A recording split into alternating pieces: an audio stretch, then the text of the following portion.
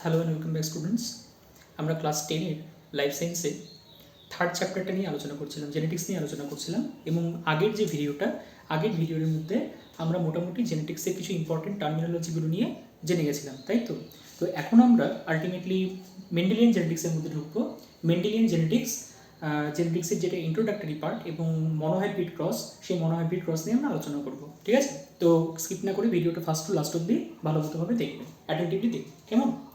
আচ্ছা, দেখো, আমি প্রথম ভিডিওটাই বলেছিলাম যে সুপ্রজননবিদ্যা বা জেনেটিক্স তার যে জনক বলা হয়, সেই জনক হলো গিয়ে গ্রেগার জোহান মেন্ডেলকে সুপ্রজননবিদ্যার জনক বলা হয়ে থাকে, ঠিক আছে? তো এই গ্রেগার জোহান মেন্ডেল কে ছিলেন, ঠিক আছে? গ্রেগার জোহান মেন্ডেল সাধারণত 1822 খ্রিস্টাব্দে তিনি বর্তমানে চেকোস্লোভিয়ার অন্তর্গত একটা গ্রামে তিনি জন্মগ্রহণ করেছিলেন। তার তিনি যথেষ্ট মেধাবী ছাত্র ছিলেন, কিন্তু পড়াশোনার অভাব, মানে টাকার অভাবে, আর্থিক অনটনের জন্য তিনি সেরকমভাবে তার পড়াশোনাটাকে কন্টিনিউ করতে পারেননি এবং খুব অল্প বয়সে তিনি সেখানকার স্থানীয় এক গির্জায় সাধারণত ধর্মযাজক হিসাবে তিনি নিজেকে নিযুক্ত করেছিলেন, ঠিক আছে? কিন্তু অন্যান্য বিজ্ঞানীদের মতো তারও কিছু কিছু প্রশ্ন সবসময় উদয় হতো। কীরকম উদয় হতো? তিনি সবসময় চিন্তা করতেন কীভাবে বংশ পরম্পরায় একটা হিউম্যান বিংস থেকে একটা হিউম্যান বিংসেরই সৃষ্টি হচ্ছে, একটা কুকুর থেকে একটা কুকুরেরই সৃষ্টি হচ্ছে, একটা এলিফ্যান্ট থেকে একটা এলিফ্যান্টেরই সৃষ্টি হচ্ছে। এটা কীরকমভাবে পসিবল? কী আসছে, কী যাচ্ছে, কেন এরকম ঘটনাগুলো ঘটছে? তো এই নিয়ে চিন্তাভাবনার আদি অন্ত তো আগাগোড়াই ছিল। কিন্তু তিনি এটাকে এই যে কাজটা বা এই বিষয়ে যে গবেষণা করার যে প্রথম দায়িত্বটা নিজের কাঁধে তুলে নেন, ঠিক আছে? তিনি কি করেছিলেন? তিনি না সাধারণত তার যে গির্জা ছিল, সেই গির্জার পার্শ্ববর্তী একটা বাগানে তিনি মানে প্রায় বলা হয়ে থাকে যে 120 ফুট লম্বা আর 20 ফুট চওড়া একটা বাগানে তিনি মটর গাছকে নিয়ে তার কিছু এক্সপেরিমেন্টের সূত্রপাত করেন। কিছু এক্সপেরিমেন্ট তিনি করেছিলেন। কিভাবে করেছিলেন সেগুলো আমি একটু পরে ডিটেলসে আসছি। তো তার ভিত্তিতে তিনি কতগুলো জেনারেল সূত্র তিনি সেখানকার যে একটা লোকাল পত্রিকা, সেই লোকাল পত্রিকাটার নাম ছিল সম্ভবত বার্ন ন্যাচারাল হিস্ট্রি সোসাইটি, সেরকম একটা লোকাল পত্রিকায় তিনি তার যে এক্সপেরিমেন্টগুলো কীভাবে করেছিলেন, সেখান থেকে তিনি কী কী ইনফারেন্স এসেছিলেন, অর্থাৎ কী সিদ্ধান্তে এসেছিলেন, সেগুলোকে লিপিবদ্ধ করেছিলেন, ঠিক আছে? কিন্তু তৎকালীন যে সমস্ত বিজ্ঞানীরা ছিল, সেই সমস্ত বিজ্ঞানীরা, বিশেষ করে যারা বায়োলজিস্টরা ছিল, সেই বায়োলজিস্টরা তার যে তত্ত্বটাকে সম্পূর্ণরূপে নাকচ করেছিলেন, ঠিক আছে? সম্পূর্ণরূপে নাকচ করেছিলেন। কেন নাকচ করেছিলেন? কারণ তার তিনটা কারণ ছিল।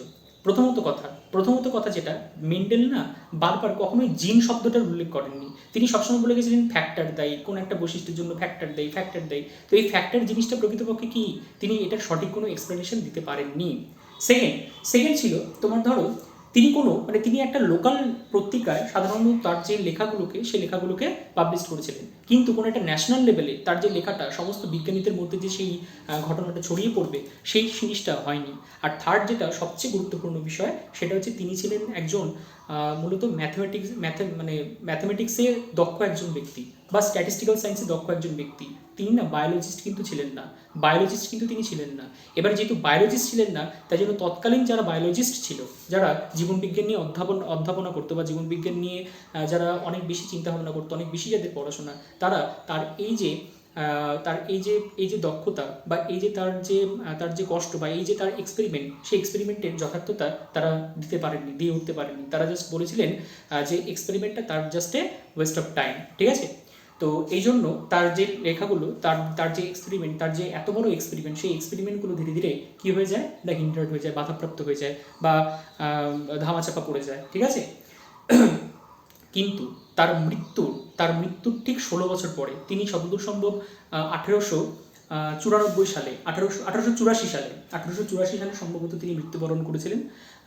এবং তার মৃত্যুর ঠিক 16 বছর পরে, অর্থাৎ 1900 সালে তার এই যে এক্সপেরিমেন্টের ফলে তার যে তথ্যগুলো, সেই তথ্যগুলো সাধারণত মানুষের সামনে আবার নতুনভাবে উপস্থাপনা করেছিলেন মেন্ডেলের তিনজন বিখ্যাত সায়েন্টিস্ট, যারা মেন্ডেলের এই যে ভাবনা চিন্তাগুলোকে পুনরায় তারা ব্যবহার করতে সচেষ্ট হয়েছিলেন। এবং তারা কে ছিলেন? তিনজনের নাম ছিল, একজন হচ্ছে ডি ভ্রিস, একজনের নাম ছিল শেরম্যাক, আরেকজনের নাম ছিল কোরেন্স। এই তিনজন বিজ্ঞানী মিলে সাধারণত তার যে ডিসকভারিগুলোকে পুনরায় জনসমক্ষে তুলে ধরেছিলেন। এবং তখন দেখা গেছে তিনি প্রায় সত্য কথাই বলে গেছিলেন। এবং সত্য কথা বলেছিলেন জন্যই, বা তার যে এক্সপেরিমেন্টগুলোর যথেষ্ট লজিক ছিল জন্যই, তাকে কিন্তু আজকের যে বর্তমান যে জীবনবিজ্ঞানের one of the most important branch, that is the genetics, সেই জেনেটিক্সের ফাদার বলা হয়ে থাকে, অর্থাৎ জনক বলা হয়ে থাকে। ঠিক আছে, তিনিই প্রথম এই জেনেটিক্সের সূত্রপাতটা করেছিলেন। ঠিক আছে, এই জন্য যখনই জেনেটিক্স পড়ানো হয় তখনই ফার্স্টে জেনেটিক্সের কিছু কিছু ইম্পর্টেন্ট টার্মিনোলজি এবং তারপরেই শুরু হয়ে যায় মেন্ডেলিয়ান জেনেটিক্স। ঠিক আছে, মেন্ডেলিয়ান জেনেটিক্স সেটা নিয়ে শুরু হয়ে যায়। তাহলে আমরা আজকে স্টার্ট করছি প্রথমত মেন্ডেলিয়ান জেনেটিক্স। তাহলে মেন্ডেল নিয়ে মোটামুটিভাবে একটা ইন্ট্রোডাক্টরি পার্ট গেল। এবার প্রশ্ন হচ্ছে মেন্ডেল অ্যাকচুয়ালি কীভাবে তার এক্সপেরিমেন্টটা করেছিলেন। মেন্ডেল যে এক্সপেরিমেন্টটা করেছিলেন সেটা একটা তার যে ওই গির্জা, সেই গির্জার বাইরের যে বাগানটা, স্থানীয় বাগানে, সেই বাগানের মধ্যে তিনি তার পর্যবেক্ষণগুলোকে চালিয়ে গেছিলেন বা তিনি তার এক্সপেরিমেন্টগুলোকে করেছিলেন। প্রথমত তিনি কি করেছিলেন না, জনিত্রী নির্বাচন করেছিলেন। জনিত্রী হিসাবে তিনি হচ্ছে মটর গাছকে নির্বাচন করেছিলেন, তাই কি না, মটর গাছকে প্রধানতভাবে নির্বাচন করেছিলেন। নেক্সট তিনি কি করেছিলেন, ধরো যে সংকরায়ন ঘটিয়েছিলেন বলতে যে বিপরীতধর্মী কতগুলো বৈশিষ্ট্যের ভিত্তিতে দুটো আলাদা আলাদা মটর গাছের মধ্যে তিনি ক্রস করেছিলেন। ঠিক আছে, যেমন ধরো যদি হচ্ছে আমি বলি যে মটর গাছের দৈর্ঘ্যের উপরে, মটর গাছের কাণ্ডের দৈর্ঘ্যটা কিরকম হয়, মটর গাছের কাণ্ডের দৈর্ঘ্যটা দুরকম হতে পারে, দৈর্ঘ্যটা দু ধরনের হতে পারে, একটা হতে পারে লম্বা আর একটা হতে পারে বেটে। তাহলে এই লম্বা আর বেটে বৈশিষ্ট্যের সাপেক্ষে তিনি এই দুটো গাছের হচ্ছে ক্রস করিয়েছিলেন। মনে করো এটা হচ্ছে সাধারণত লম্বা মটর গাছ আর এটা মনে করো হচ্ছে বেটে মটর গাছ, তাহলে এই দুটোর মধ্যে তিনি ক্রস করেছিলেন। ঠিক আছে, এটা হচ্ছে সংকরণ ঘটিয়েছিলেন। নেক্সট আমরা বলতে পারি সাধারণত ইমাস্কুলেশন পদ্ধতি। আচ্ছা, এই যে সংকরায়ন ঘটিয়েছিলেন, এই সংকরায়ন ঘটার আগে যেটা তাকে করতে হয়েছিল সেটা হচ্ছে ইমাস্কুলেশন করতে হয়েছিল। কেন?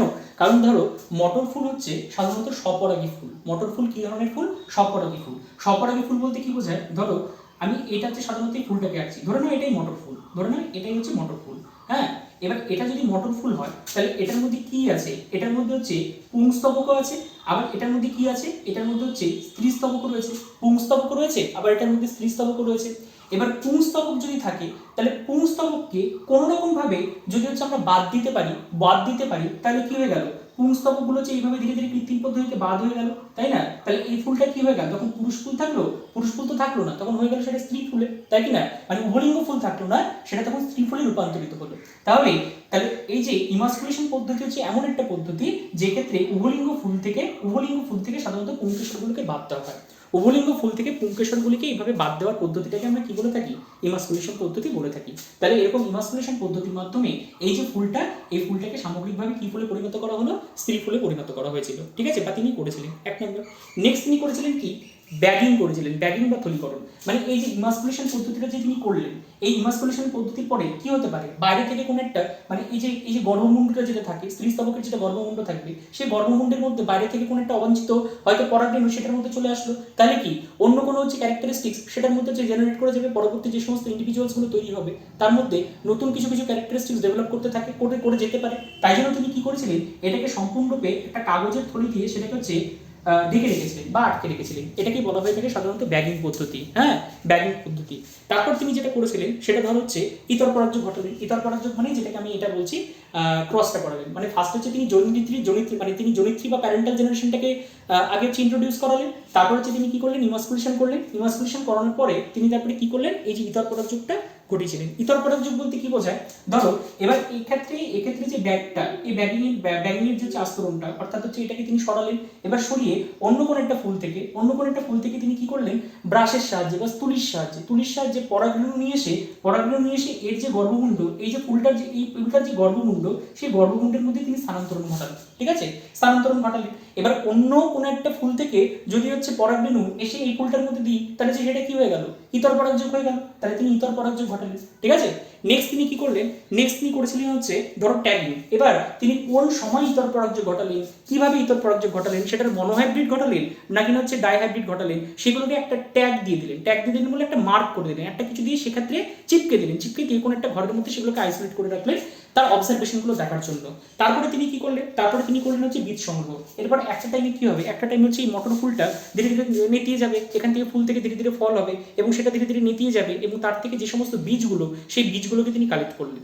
এবং বীজগুলোকে তিনি যখন কালেক্ট করলেন, কালেক্ট করার পরে সেই সমস্ত বীজগুলোকে তারপর অন্যত্র কোথাও একটা রোপণ করে দিলেন এবং সেখান থেকে কীরকম ধরনের গাছগুলো গ্রো করছে সেটাকে তিনি দেখার পর্যবেক্ষণ করলেন বা সেটাকে তিনি দেখলেন এবং দেখে সেখান থেকে আলটিমেটলি তিনি সিদ্ধান্তে কিন্তু উপনীত হয়েছিলেন। ঠিক আছে, তো এই কাজগুলো তিনি ফার্স্টে করেছিলেন। কি করলেন? ফার্স্টে জনিত্রী নির্বাচন করলেন, তারপরে কি করলেন? তারপরে ধীরে ধীরে হচ্ছে সেগুলো ইমাস্কুলেশন করলেন। ইমাস্কুলেশনের পরে সেটাকে কি করলেন? তিনি সেটাকে হচ্ছে আবদ্ধ করে রাখলেন, তারপরে হচ্ছে তার ইতর পরাগযোগ ঘটালেন, তারপরে সেখান থেকে হচ্ছে ট্যাগিং করলেন, তাই কি না? ট্যাগিং করার পরে তারপর আলটিমেটলি তিনি কি করলেন? অবজারভেশনে ডাকলেন। আলটিমেটলি কি করেছিলেন? অবজারভেশনে ডাকলেন। এইভাবে তিনি তার যে ওভারঅল এক্সপেরিমেন্টটা, সেই এক্সপেরিমেন্টটাকে কার্যকর করার চেষ্টা করেছিলেন। ঠিক আছে, এবং লাস্টে তিনি ইনফারেন্স দিয়েছিলেন। ঠিক আছে, আচ্ছা, এবার এই প্রসঙ্গে না কতগুলো কথা চলে আসে বলতে, যে মেন্ডেল হচ্ছে কেন মটর গাছকে নির্বাচন করেছিলেন, এক নাম্বার। সেকেন্ড কোশ্চেন যেটা আসছে যে এই যে মেন্ডেলের সাফল্যতার কারণ কি ছিল, মেন্ডেল কেন সফলতা অর্জন করতে পেরেছিলেন। আর আরেকটা যেটা কারণ আসে, যেটা হচ্ছে তোমার ধরো মেন্ডেলের পরীক্ষার থেকে আমরা কি কারণে মানে কি সিদ্ধান্তে আসতে পারি, বা বলতে পারো যে হচ্ছে মেন্ডেলের যে এই এক্সপেরিমেন্টগুলো করে তিনি কি আলটিমেটলি ব্যাখ্যা দিয়েছিলেন। ঠিক আছে, তো সেই জিনিসটি আমি এক এক করে আসছি। আচ্ছা, আগে বলি মেন্ডেল যে সমস্ত মটর গাছগুলো নির্বাচন করেছিলেন না, তার মেনলি 7 জোড়া বিপরীতধর্মী বৈশিষ্ট্যের উপরে তিনি তার এক্সপেরিমেন্টগুলোকে চালিয়েছিলেন, বা 7 জোড়া বিপরীতধর্মী বৈশিষ্ট্যগুলোকে তিনি নির্বাচন করেছিলেন। সেই 7 জোড়া বিপরীতধর্মী বৈশিষ্ট্যগুলো কি দেখো আমি এখানে দিয়ে দিয়েছি। প্রথমে আমি বলছি ধরো বীজের বৈশিষ্ট্য দুটো ছিল, একটা হচ্ছে বীজের আকার, আরেকটা ছিল হচ্ছে বীজের বর্ণ। বীজের আকার মনে করো যদি গোলাকার হয় তাহলে সেটা ডমিনেন্ট ক্যারেক্টার, আর যদি হচ্ছে কুঞ্চিত হয় তখন সেটা হচ্ছে রিসেসিভ ক্যারেক্টার হবে, অর্থাৎ এটা প্রকট আর এটা হয়ে যাচ্ছে কি তোমার প্রচ্ছন্ন। নেক্সট আমি বলছি বীজের বর্ণ যদি হলুদ হয় তখন সেটা হয়ে যাবে কি ডমিনেন্ট, আর বীজের বর্ণ যদি সবুজ হয় তখন সেটা হয়ে যাবে কি তোমার রিসেসিভ। এবার নেক্সট ধরো ফলের ক্ষেত্রে দুটো বৈশিষ্ট্য, একটা আকার একটা বর্ণ। ফলের আকার যদি হচ্ছে পরিস্ফুট হয় তাহলে সেটা হবে কি তোমার ডমিনেন্ট, আর যদি থেকে খাদযুক্ত হয় তখন সেটা হবে কি রিসেসিভ। আর যদি বর্ণ ডমিনেন্ট হলে সেটা হবে সবুজ, আর যদি রিসেসিভ হয় তখন সেটা হবে কি হলুদ। ফুলের ক্ষেত্রে হচ্ছে দুটো হচ্ছে ক্যারেক্টার। দুটো ক্যারেক্টার বলতে কি একটা অবস্থান, ফুলের অবস্থান কাণ্ডের কোথায়, কাণ্ডের যদি হচ্ছে কক্ষে হয় তাহলে সেটাকে হচ্ছে আমরা বলবো ডমিনেন্ট ক্যারেক্টার, যদি শীর্ষে হয় তখন সেটাকে আমরা বলে থাকবো রিসেসিভ ক্যারেক্টার। আর এদিক থেকে কাণ্ডের ওভারঅল দৈর্ঘ্য যদি লম্বা হয় তখন সেটা ডমিনেন্ট ক্যারেক্টার, আর যদি বেটে হয় তখন সেটা রিসেসিভ ক্যারেক্টার। তাহলে এই মোটামুটি 7 জোড়া বিপরীতধর্মী বৈশিষ্ট্যের উপরে তিনি হচ্ছে তার এক্সপেরিমেন্টগুলোকে চালিয়েছিলেন। ঠিক আছে, তিনি চালিয়েছিলেন। আচ্ছা, এবার আমি আসছি ধরো মেন্ডেল সাফল্যের কারণগুলো কি, বা আগে বলে যাচ্ছে মেন্ডেল কেন মটর গাছকে নির্বাচন করেছিলেন, মটর গাছকে কেন নির্বাচন করলেন, অন্য কিছুকে কেন তিনি নির্বাচন করলেন না। প্রথমত মনে রাখবে যে মটর গাছ না সাধারণত খুব স্বল্প সময় তাদের লাইফ স্প্যানটাকে কন্ট্রোল, মানে তাদের যে জীবনীটা সেই জীবনীটাকে শেষ করতে পারে। তাহলে হচ্ছে যেহেতু হচ্ছে খুব স্বল্প পিরিয়ডের মধ্যে তাদের যে লাইফ সাইকেলটা কমপ্লিটেড হয়, তার জন্য অনেক জেনারেশন ধরে খুব স্বল্প সময়ের মধ্যে সেগুলোকে নিয়ে এক্সপেরিমেন্টটাকে চালিয়ে যাওয়া যাবে। নেক্সট আমরা বলতে পারি যে সাধারণত মটর গাছের যে ফুলটা, সেই ফুলটা হচ্ছে অ্যাকচুয়ালি উভলিঙ্গ ফুল হওয়ায় এদের মধ্যে স্বপরাগযোগ ঘটে এবং বাইরে থেকে কোনো ক্যারেক্টার চট করে এটার মধ্যে আসতে পারে না। ঠিক আছে, 3 নম্বর আমরা বলতে পারি মটর গাছের মধ্যে অনেক বিপরীতধর্মী বৈশিষ্ট্যের সমার দেখতে পাওয়া যায়। দেখো এখানে শুধুমাত্র 7 জোড়া দেখলে এরকম অনেক জোড়া বিপরীতধর্মী বৈশিষ্ট্যই আমরা মটর গাছের মধ্যে দেখতে পারি। ঠিক আছে, এছাড়া আমরা বলতে পারি যে সাধারণত ধরো মানে যেহেতু এদের যে টাইম পিরিয়ডটা যথেষ্ট কম টাইমের মধ্যে যেহেতু হচ্ছে এটা এদের জীবনটা সম্পাদন করছে, তাই জন্য অনেকটা দিন ধরে এদেরকে নিয়ে আমরা এক্সপেরিমেন্ট করতে পারি, আমি অলরেডি বললাম। তো এই জিনিসগুলোর জন্যই তিনি আলটিমেটলি মটর গাছকে কিন্তু নির্বাচন করেছিলেন। এবার নেক্সট আমরা বলছি যে ধরো তিনি এক্সপেরিমেন্ট তো করেছিলেন এবং এক্সপেরিমেন্টের পরে তিনি সাকসেসও হয়ে গেছিলেন, তিনি সাকসেসও পেয়েছিলেন। এখন প্রশ্ন আছে কেন তিনি হচ্ছে আবার এরকম সাফল্যতা পেলেন, তার সাফল্যতার পিছনে কারণটা কি ছিল। সাফল্যতার পিছনে কারণ যেটা ছিল মনে রাখবে, মেন্ডেল না যে সমস্ত ক্যারেক্টারগুলো বা যে সমস্ত উদ্ভিদের উপরে হাতগুলো রেখেছিলেন সেই সমস্ত উদ্ভিদগুলো যেন তার কাছে শোনা ছিল, বুঝতে পেরেছেন। অর্থাৎ কি যে বৈশিষ্ট্যগুলো নিয়ে তিনি আবিষ্কার করতে চেয়েছিলেন বা যে বৈশিষ্ট্যগুলো নিয়ে তিনি তার এক্সপেরিমেন্টগুলোকে চালাতে চেয়েছিলেন সেই সমস্ত প্রত্যেকটা উদ্ভিদের প্রত্যেকটা বৈশিষ্ট্য ছিল খাঁটি ছিল, প্রত্যেকটা উদ্ভিদই খাঁটি ছিল। অর্থাৎ সেটা যদি লম্বা হয় তার মানে তিনি হচ্ছে একদম পেয়েছিলেন ক্যাপিটাল টি। তিনি যদি বেটে হয় তাহলে বেটে হলে একদম বেটের তো ক্ষেত্রে তো কোনো কিছু নেই, বেটের ক্ষেত্রে সাধারণত দুটো স্মল টি থাকবে। লম্বার ক্ষেত্রে ধরো এইটাই পেয়েছিলেন। আবার ধরো হলুদ বৈশিষ্ট্যযুক্ত বা হলুদ বর্ণের যদি বীজ হয় তখন সেটা হচ্ছে একদম খাঁটি চরিত্রেরই খাঁটি বৈশিষ্ট্যেরই অধিকারী ছিল, ক্যাপিটাল ওয়াই ছিল। ঠিক আছে, এটার উপরে ভিত্তি করে তিনি হচ্ছে সাফল্যতা পেয়েছিলেন। এছাড়াও আমরা বলতে পারি ধরো হচ্ছে মেন্ডেল প্রত্যেকটা যে হচ্ছে ফলাফলকে বা প্রত্যেকটা গাছের যে এক্সপেরিমেন্টগুলোকে সেটাকে হচ্ছে ফলাফলগুলোকে অন্তত তিনি 3 বংশানুক্রমিক পর্যন্ত পর্যবেক্ষণ করেছিলেন, তারপরে সেগুলোকে লিপিবদ্ধ করেছিলেন, যার জন্য খুব স্বল্প অনুপাতের ভিত্তিতে তার যে এক্সপেরিমেন্টটাকে চালানো সেটা হচ্ছে খুব সহজ হয়ে দাঁড়ায়। আর তারপরে আমরা বলতে পারি সাধারণত মেন্ডেল যখন তার হচ্ছে এক্সপেরিমেন্টগুলোকে চালিয়েছিলেন, মেন্ডেল এক্সপেরিমেন্টগুলো চালানোর সময় সাধারণত কেবলমাত্র এক জোড়া বা দু জোড়া বিপরীত বৈশিষ্ট্যগুলো নিয়েই তিনি মোটামুটি হচ্ছে তার এক্সপেরিমেন্টগুলোকে চালনা করেছিলেন, যার জন্য তার যে পরীক্ষা করাটা বা তার যে রেজাল্টটা আসা, সেই রেজাল্ট আসাটা অনেক বেশি তার কাছে মানে সহজলভ্য হয়ে দাঁড়িয়েছিল। ঠিক আছে, তাহলে এই সমস্ত কারণে মেন্ডেল আলটিমেটলি কি পেয়েছিলেন না সফলতা পেয়েছিলেন। আর সাধারণত যে বৈশিষ্ট্যগুলো নিয়ে তিনি হচ্ছে পর্যবেক্ষণগুলো করেছিলেন, সেই সমস্ত বৈশিষ্ট্যগুলো প্রত্যেকটাই ছিল ডিফারেন্ট ক্রোমোজোমে অবস্থানরত। এবার ডিফারেন্ট ক্রোমোজোমে অবস্থানরত হওয়ার জন্য সেখানে লিঙ্কেজ ঘটার কোনো সম্ভাবনা ছিল না।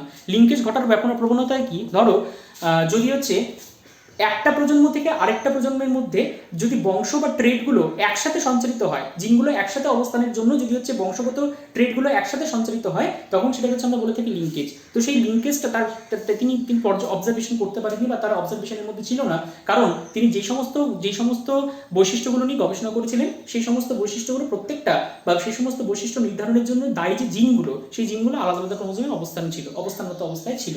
তাই জন্য তিনি ওভারঅল যে সেই সাফল্যতা তিনি অর্জন করতে পেরেছিলেন। ঠিক আছে, তাহলে এই সমস্ত কারণে মেন্ডেল সাফল্য পেয়েছিলেন। তাহলে মেন্ডেলের সাফল্যতার কারণ আবার এদিক থেকে ধরো যে মেন্ডেলের যে বিপরীতধর্মী বৈশিষ্ট্য, তাদের মধ্যে কোনটা ডমিনেন্ট ক্যারেক্টার, কোনটা রিসেসিভ ক্যারেক্টার, এছাড়া মেন্ডেল কেন মটর গাছকে নির্বাচন করেছিলেন, এগুলো কিন্তু চিরজীবনের ইম্পর্টেন্ট কোশ্চেন। ঠিক আছে, ইভেন মানে মাধ্যমিকে হয়তো হচ্ছে একটা হোক বা দুটো হোক এরকম টাইপের কোয়েশ্চেন আসতেই পারে। ঠিক আছে, এবার আমরা নেক্সট আরেকটা ইম্পর্টেন্ট জিনিসের দিকে যাচ্ছি, সেটা হচ্ছে সাধারণত মেন্ডেলের এক সংকর জনন সংক্রান্ত পরীক্ষা। ওটা করলেই আমরা এই ভিডিওটা হচ্ছে আজকে কমপ্লিট করব। দেখো, এবার এক সংকর জনন পরীক্ষায় আমি আসছি। মেন্ডেল এক সংকর জনন পরীক্ষায় যে কোনো একজোড়া বিপরীতধর্মী বৈশিষ্ট্যের ভিত্তিতে তিনি সংকরণ ঘটিয়েছিলেন, তাই না? তাই জন্য সেটা হচ্ছে আমরা এক সংকর জনন বলছি, তাই তো? এক সংকর জনন বলছি, একজোড়া বিপরীতধর্মী বৈশিষ্ট্যের ভিত্তিতে যখন আমরা সাধারণত সংকরায়ন পর্যালোচনা করি বা সাধারণত হচ্ছে ক্রস ঘটিয়ে থাকি, তখন সেটাকে আমরা বলে থাকি বেসিক্যালি কি এক সংকর জনন, তাই তো? এবার মেন্ডেল ধরো কি করলেন, আমি ধরলাম মেন্ডেল তো অনেকগুলো বৈশিষ্ট্য নিয়ে তিনি এগুলোকে স্ট্যান্ডার্ডাইজ করেছিলেন, কিন্তু আমি তাদের মধ্যে একটা মাত্র বৈশিষ্ট্যকে আমি ধরছি। ধরো আমি বললাম এখানে কাণ্ডের দৈর্ঘ্য। এবার কাণ্ডের দৈর্ঘ্য হচ্ছে একটা বৈশিষ্ট্য। এবার এই বৈশিষ্ট্যের সাপেক্ষে দুটো প্রলক্ষণ রয়েছে, একটাকে বলবো হচ্ছে আমরা লম্বা, আরেকটাকে বলে থাকবো হচ্ছে আমরা বেটে। এবার লম্বা যদি হয় তাহলে ডেফিনেটলি তার মধ্যে হচ্ছে আমি বললাম যে কোনো একটা পার্টিকুলার বৈশিষ্ট্যের জন্য দুটো অ্যালিল দায়ী, মানে মেন্ডেলই বলে গেছিলেন, তাহলে সেক্ষেত্রে কি দুটো ক্যাপিটাল টি, আর এদিক থেকে বেটে নেওয়ার জন্য স্মল টি। এবার আমি কেন এখানে ক্যাপিটাল টি এখানে স্মল টি লিখতে পারছি জানো? কারণ এই জন্য লিখতে পারছি যে মেন্ডেল যেগুলো ধরেছিল সেগুলো প্রত্যেকটাই ছিল কিন্তু খাঁটি বৈশিষ্ট্যের অধিকারী। কাজেই এটা যদি লম্বা হয় তাহলে লম্বা হলে ডেফিনেটলি তার মধ্যে হোমোজাইগাস কন্ডিশনই রয়েছে, আর বেটের হতে কোনো কথা নেই, তার মধ্যে হচ্ছে হোমোজাইগাস কন্ডিশন থাকতেই হবে। ঠিক আছে, তাহলে এরকম লম্বা। এবার এই লম্বা মটর গাছটাকে তিনি হচ্ছে পুরুষ হিসাবে চিহ্নিত করলেন, আর যেটা বেটে মটর গাছ সেটাকে হচ্ছে সাধারণত কি হিসাবে চিহ্নিত করলেন, মহিলা হিসাবে চিহ্নিত করলেন। ঠিক আছে, তাহলে এবার দেখো, তাহলে এবার এখান থেকে আমি লিখলাম এটা দিলাম হচ্ছে কি, এই সাইনটা মনে রাখবে, এই যে এই সাইনটাকে মনে রাখবে হচ্ছে পুরুষ, আর এই যে এই সাইনটাকে আবারও বলছে এটাকে মনে রাখবে মহিলা। এবার পুরুষ ফুলের ক্ষেত্রে পুরুষ উদ্ভিদ হিসাবে তিনি কি নিলেন, লম্বা মটর গাছ বলতে বা আরো বেশি প্রেসাইজলি বলা চলে এটাকে বিশুদ্ধ লম্বা মটর গাছ। আরেকটাকে নিলেন তিনি কি, বিশুদ্ধ বেটে মটর গাছ। ঠিক আছে, এবার বিশুদ্ধ লম্বা মটর গাছ যদি হয় তাহলে তার মধ্যে হচ্ছে ক্যাপিটাল টি, আর বিশুদ্ধ বেটে মটর গাছ, তাই জন্য এখান থেকে কি হবে স্মল টি। এবার এদের দুজনের কি করালেন, তিনি ক্রস করালেন। ঠিক আছে, এবার আমরা তো এটা কমন ব্যাপার, তাই কি না? প্যারেন্ট থেকে হচ্ছে হাফ আসবে। আচ্ছা, এদেরকে হচ্ছে আমি কি বলবো, এদেরকে হচ্ছে আমি প্যারেন্টাল জেনারেশন বা পি জেনারেশন বলছি। কেন প্যারেন্টাল জেনারেশন বা পি জেনারেশন বললাম? কারণ প্রথম যেহেতু এদেরকে নির্বাচন করা হলো, তাহলে প্রথম নির্বাচিত যে জেনারেশনটা সেটা হচ্ছে প্যারেন্টাল জেনারেশন বলবো। এবার সাধারণত আমরা কি জানি, এখান থেকে সাধারণত হাফ সেট ক্রোমোজোম আসবে, তার মানে এখান থেকে কি আসবে ক্যাপিটাল টি, মানে হাফ সেট, এখানে দুটো ক্যাপিটাল টির মধ্যে এখান থেকে পাবো একটা ক্যাপিটাল টি, আর এখান থেকে পাবো হচ্ছে স্মল টি। ঠিক আছে, এবার এখান থেকে এদের দুজনের মিলনের ফলে যে গাছটা আসলো, এর পরবর্তী জেনারেশনে যে গাছটা আসলো, সেই গাছটার মধ্যে এই প্রলক্ষণযুক্ত বা এই জেনোটাইপ যুক্ত আমরা উদ্ভিদ পাচ্ছিলাম। এই জেনোটাইপ যুক্ত উদ্ভিদ পাচ্ছিলাম বলতে কি, এই যে জেনোটাইপ যুক্ত উদ্ভিদ পাচ্ছিলাম মানে পাচ্ছিল, আর কি এটা কি হলো, এটা তিনি বেসিক্যালি পেয়েছিলেন কি লম্বা মটর গাছ, তাই কি না? লম্বা মটর গাছ তিনি পেয়েছিলেন। আমি কিন্তু এখনো বলছি না এটা বিশুদ্ধ লম্বা না সংকর লম্বা, এটা হচ্ছে তিনি এক্সপেরিমেন্ট করতে চেয়েছিলেন যে এটা বিশুদ্ধ না সংকর। পরবর্তীতে আমি সেটা কি করে করেছিলেন দেখো, অ্যাকচুয়ালি এটাকে হচ্ছে লম্বা মটর গাছ, তার যে F1, এটাকে আমি কি বলবো, এটা যদি প্যারেন্টাল হয় তাহলে এটা ধীরে ধীরে কি F1 জেনারেশন। আবারও বলছি দেখো, একটা লম্বা মটর গাছের মধ্যে হচ্ছে তাহলে তার কি হলো, তার বিশুদ্ধ লম্বা যদি হয় তাহলে ক্যাপিটাল টি, আর বিশুদ্ধ বেটে যদি হয় তাহলে এক্ষেত্রে স্মল টি। এবার এখান থেকে একটা ক্যাপিটাল টি, এখান থেকে একটা স্মল টি আসলো, তাহলে এদের দুজনের মিলন হলো, এখান থেকে কি আসলো আমরা দেখতে পাচ্ছি ক্যাপিটাল টি স্মল টি। এবার এই যে F1 জেনারেশনে যে সমস্ত গাছগুলো তিনি পেলেন সেই সমস্ত গাছগুলো প্রত্যেকটাই কি ছিল, প্রত্যেকটা ছিল সাধারণত লম্বা বৈশিষ্ট্যের অধিকারী, তাহলে লম্বা ছিল। এবার তিনি কি করলেন, এই যে এখানকার যে গাছগুলো তিনি পেলেন, এই যে গাছগুলো F1 জেনারেশনের যে গাছগুলো তিনি পেলেন, এই গাছগুলোর মধ্যে তিনি আবার কি করলেন, স্বপরাগযোগ ঘটালেন। এখানে যে পরাগযোগটা ঘটালেন, এই পরাগযোগটা কিন্তু ছিল ইতর পরাগযোগ, তাই কি না? ইতর পরাগযোগ তিনি ঘটালেন, পরাগযোগ ঘটালেন, ওই যে ব্যাগিং ট্যাগিং করে ইত্যাদি ইত্যাদি করে যেটা করলেন সেটা হচ্ছে ইতর পরাগযোগ ঘটালেন। এবার তারপরে F1 জেনারেশনে যে সমস্ত ইন্ডিভিজুয়াল গুলো আসলো তাদের তিনি কি ঘটালেন, তাদের তিনি হচ্ছে সেলফ পলিনেশন ঘটালেন, অর্থাৎ স্বপরাগযোগ ঘটালেন। তাহলে স্বপরাগযোগ যদি ঘটায় তাহলে কি হবে দেখো তো, এটা ক্যাপিটাল টি স্মল টি, মানে এটাই দুবার আসবে ক্যাপিটাল টি স্মল টি, আবার এটার সাথে কি বলবো আমি ক্যাপিটাল টি স্মল টি, তাই কি না? তার মানে এরই একটা যে পুংস্তবক আর এরই একটা কি থাকবে স্ত্রীস্তবক। এবার তুমি চিন্তা করো, এখান থেকে যদি গ্যামেট উৎপন্ন হয়, তাহলে এখান থেকে কি হবে, এটা ক্যাপিটাল টি একটা স্মল টি, এখান থেকে যদি গ্যামেট উৎপন্ন হয় একটা কি হবে ক্যাপিটাল টি, একটা হচ্ছে স্মল টি, ঠিক আছে? এই যে এখানে ক্যাপিটাল টি স্মল টি এগুলোকে আমরা গ্যামেট বলতে পারি। এটা পি প্যারেন্টাল জেনারেশন, এটা গ্যামেট, এটা F1 জেনারেশন। ক্লিয়ার? আচ্ছা দেখো, এবার কি করব, এবার এখান থেকে পরবর্তী ইন্ডিভিজুয়ালস গুলো কি কিভাবে উৎপন্ন হচ্ছে সেটা জানার জন্য আরসি পানেট একটা বোর্ডের প্রচলন করেছিলেন, যে বোর্ডটাকে হচ্ছে বলা হয়ে থাকে পানেট স্কোয়ার বোর্ড, ঠিক আছে? বা চেকার বোর্ডও আমরা বলতে পারি। হ্যাঁ, তো সেই চেকার বোর্ড অনুসারে কি হচ্ছে দেখো ভালো করে, চেকার বোর্ডটা কিরকম করে আমরা সাজাবো। আচ্ছা দেখো, এই এরকম একটা বক্স দিলাম, ঠিক আছে? বক্স দিলাম, এদিকে একটা দাগ দিলাম আর এদিকে একটা দাগ দিলাম, ঠিক আছে? দুটো দাগ দিলাম। এবার কি করলাম, এখান থেকে এই পর্যন্ত একটা দাগ দিলাম, এখান থেকে এই পর্যন্ত দাগ দিলাম। এবার দেখো ভালো করে, এখানে দিলাম একটা এরকম সাইন, মানে এই দিক বরাবর যাবে সাধারণত হচ্ছে পুরুষ গ্যামেটগুলো, আর এদিক বরাবর আসবে ফিমেল গ্যামেটগুলো। এবার এখানে পুরুষের ক্ষেত্রে একটা ক্যাপিটাল টি স্মল টি, তাহলে এই হলো একটা ক্যাপিটাল টি একটা স্মল টি। আবার এখানে ফিমেল গ্যামেট বরাবর ক্যাপিটাল টি স্মল টি, তাহলে এখানে আছে একটা ক্যাপিটাল টি, এখানে একটা হচ্ছে স্মল টি, ঠিক আছে? এইবার কি হলো দেখো, এটাকে হচ্ছে আমি সিল করে দিচ্ছি, এরকম আর এরকম সিল করে দিলাম। এইবার তুমি চিন্তা করবে, এবার এখানে আমাকে কি করতে হবে, গুণ দিতে হবে। কিরকম ভাবে গুণ দিতে হবে দেখো, এই ক্যাপিটাল টি এর সাথে একবার এটাকে, আবার এই ক্যাপিটাল টি এর সাথে একবার এটাকে, তাহলে এই টি আর এই টিকে যদি গুণ দিই, টি স্কোয়ার কিন্তু বলবে না, এক্ষেত্রে কি বলতে হবে তোমাকে, ক্যাপিটাল টি। আবার এই টি এর সাথে যদি এটার মিলন ঘটে তাহলে কি হবে, ক্যাপিটাল টি স্মল টি।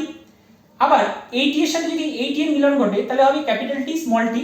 আবার এই টি এর সাথে এই টি এর যদি হচ্ছে মিলন ঘটে তাহলে কি হলো, স্মল টি, তাই তো? এতদূর পর্যন্ত ঠিক ছিল, এটা ছিল এটা, এই যে তিনটা তিনি পেলেন, এই যে এটা পেলেন বা এটা, এই ধরনের যে উদ্ভিদগুলো পেলেন সবটা কি পেলেন, লম্বাই পেলেন। কিন্তু তাকে ভাবিয়ে উঠলো এটা কোথা থেকে আসলো, স্মল টি কোথা থেকে আসলো।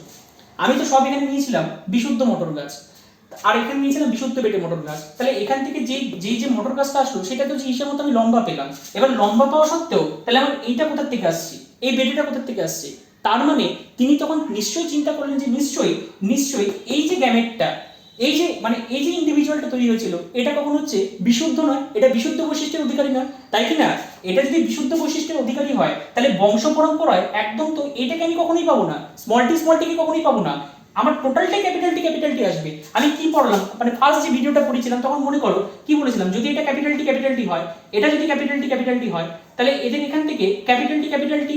এবার এই যে এটা যদি ক্যাপিটাল টি হলো, আর এর মধ্যে যদি তিনি সেলফ ক্রস ঘটালেন, মানে স্বপরাগযোগ তিনি ঘটালেন, তাহলে স্বপরাগযোগ ঘটালে এখান থেকে যে ইন্ডিভিজুয়াল গুলো আসবে সেগুলো সবটাই খাঁটি বৈশিষ্ট্যের তো অধিকারী হওয়া উচিত।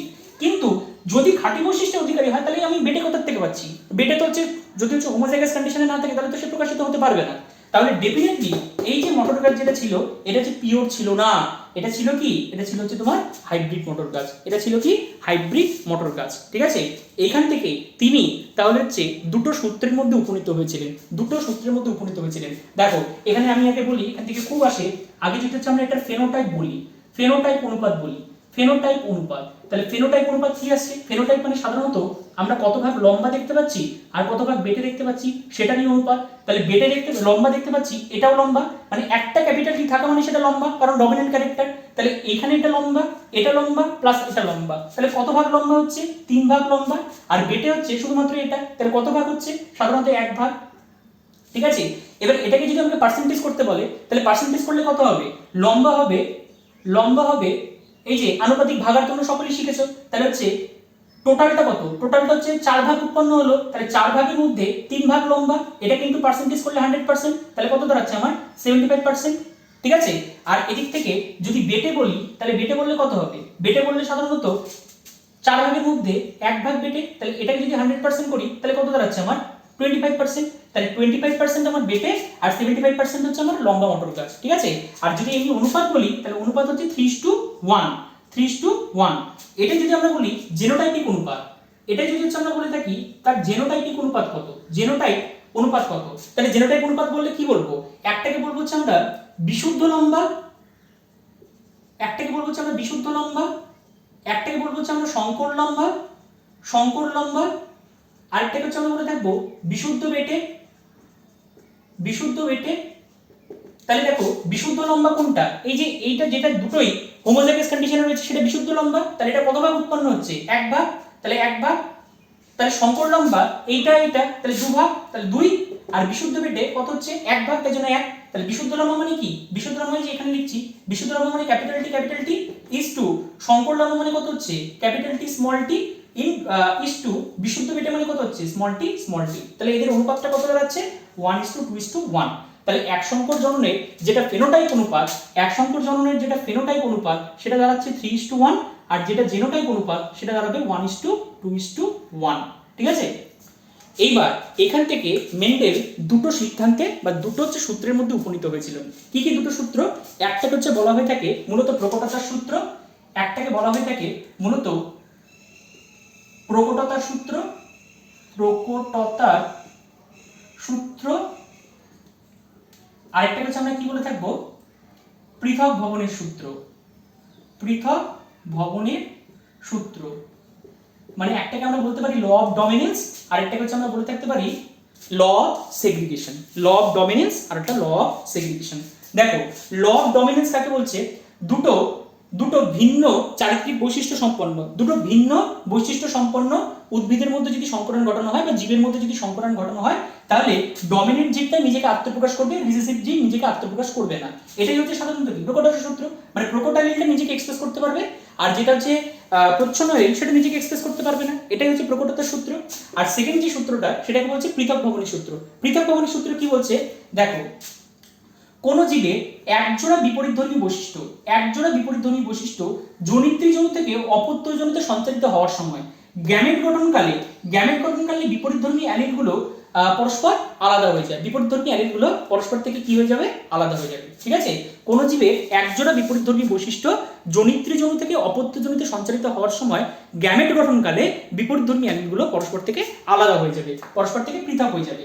বা আমরা সাধারণত এভাবে বলতে পারি কোন একটা জীবের একজোড়া বিপরীতধর্মী বৈশিষ্ট্য জনিত্রী জনু থেকে অপত্যজনুতে সঞ্চারিত হওয়ার সময়, জনিত্রী জনু থেকে অপত্যজনুতে সঞ্চারিত হওয়ার সময় তারা কখনোই মিশ্রিত হয় না, বরং গ্যামেট গঠনকালে বিপরীতধর্মী অ্যালিলগুলো পরস্পর থেকে পৃথক হয়ে যাচ্ছে। কেমন ব্যাপারটার এক্সপ্লেনেশনটা বোঝো? এই যে ক্যাপিটাল টি, এই যে স্মল টি, এবার এই ক্ষেত্রে যখন হলো আমার ক্যাপিটাল টি স্মল টি, এবার এখান থেকে যখন ধীরে ধীরে এখানে এটা সেগ্রিগেট করছে, এই যে এরা পরস্পর কি এরা একত্রিত হলো তো এই মোমেন্টে, কিন্তু এরা যখন সেগ্রিগেট হচ্ছে তখন সেগ্রিগেট হওয়ার সময় কি এমনি নরমালি সেগ্রিগেট হয়ে গেল, এরা একসাথে আসছে না, তাই কি না? তাহলে বিপরীতধর্মী অ্যালিলগুলো পরস্পর থেকে পৃথক হয়ে গেল। এটাকেই আমরা বলে থাকবো কি না হচ্ছে পৃথক ভবনের সূত্র। আবারও বলছি, কোন একটা জীবের একজোড়া বিপরীতধর্মী বৈশিষ্ট্য জনিত্রী জনু থেকে অপত্যজনুতে সঞ্চারিত হওয়ার সময় গ্যামেট গঠনকালে বিপরীতধর্মী অ্যালিলগুলো পরস্পর থেকে পৃথক হয়ে যাচ্ছে। ঠিক আছে, এটাই হচ্ছে মেন্ডেলের পৃথক ভবনের সূত্র। ঠিক আছে, এই কজটা যদি তোমরা ভালো মতো ভাবে বুঝে যাও, যদি ভালো মতো ভাবে বুঝে যাও তাহলে তাহলে অবশ্যই বাড়িতে এটা প্র্যাকটিস করবে যে সেম জিনিসটা প্র্যাকটিস করবে যে এটা যদি একটা গিনিপিগের ক্ষেত্রে হয় তাহলে গিনিপিগের ক্ষেত্রে কিভাবে আমরা ক্রসটা করতে পারবো, গিনিপিগের ক্ষেত্রে কিভাবে ক্রসটা করতে পারবো। যদি গিনিপিগের ক্ষেত্রে সত্যতা মানে একটা প্রাণী হিসেবে গিনিপিগের ক্ষেত্রে সত্যতাটা যাচাই করা হয়েছিল, দেখা গেছিল এটাও সেম রেজাল্ট দেয়। ঠিক আছে, কিরকম, ধরো একটা হচ্ছে কালো বর্ণের গিনিপিগ আর একটা হচ্ছে সাদা বর্ণের গিনিপিগ, মানে হচ্ছে কালো লোমযুক্ত গিনিপিগ আর একটা হচ্ছে সাদা লোমযুক্ত গিনিপিগ। এবার কালো লোমযুক্ত যদি গিনিপিগ হয় তাহলে কালোটা হচ্ছে ডমিনেন্ট ক্যারেক্টার, তাহলে ডমিনেন্ট ক্যারেক্টার হলে এটা হচ্ছে ক্যাপিটাল বি। আর এদিক থেকে সাদা যদি গিনিপিগটা হয় তাহলে সাদা গিনিপিগটা হলে তার বর্ণটা কি হবে, স্মল বি। ঠিক আছে, স্মল বি মানে কালো বলতে এখানে কি বিশুদ্ধ কালো, সাদা বলতে এখানে বিশুদ্ধ সাদা।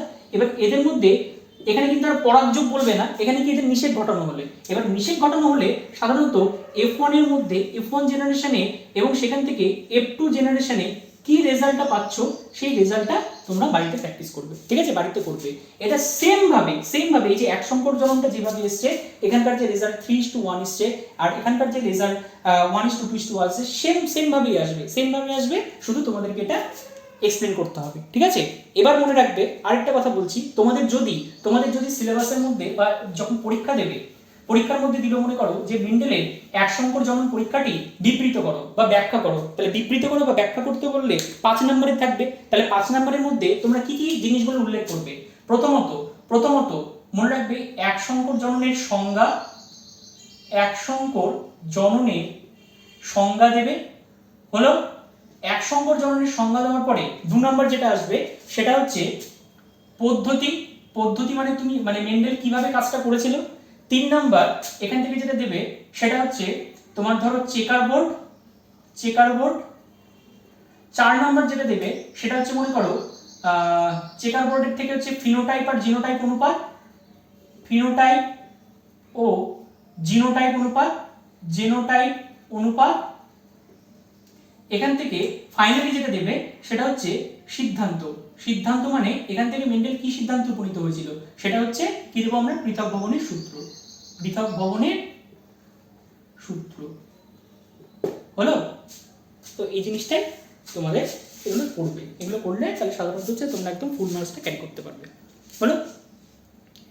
যদি কোনো অসুবিধা থাকে এই সংক্রান্ত বিষয় তাহলে অবশ্যই তোমরা কমেন্ট সেকশনে জানাবে। ঠিক আছে, সবাই ভালো থাকবে। আমরা পরের দিন আপাতত পরের যেগুলো ভিডিও অর্থাৎ হচ্ছে সাধারণ পরের যেগুলো টপিক অর্থাৎ যেটা দ্বিসংকর জনন সেই দ্বিসংকর জনন নিয়ে আলোচনা করবো। ঠিক আছে।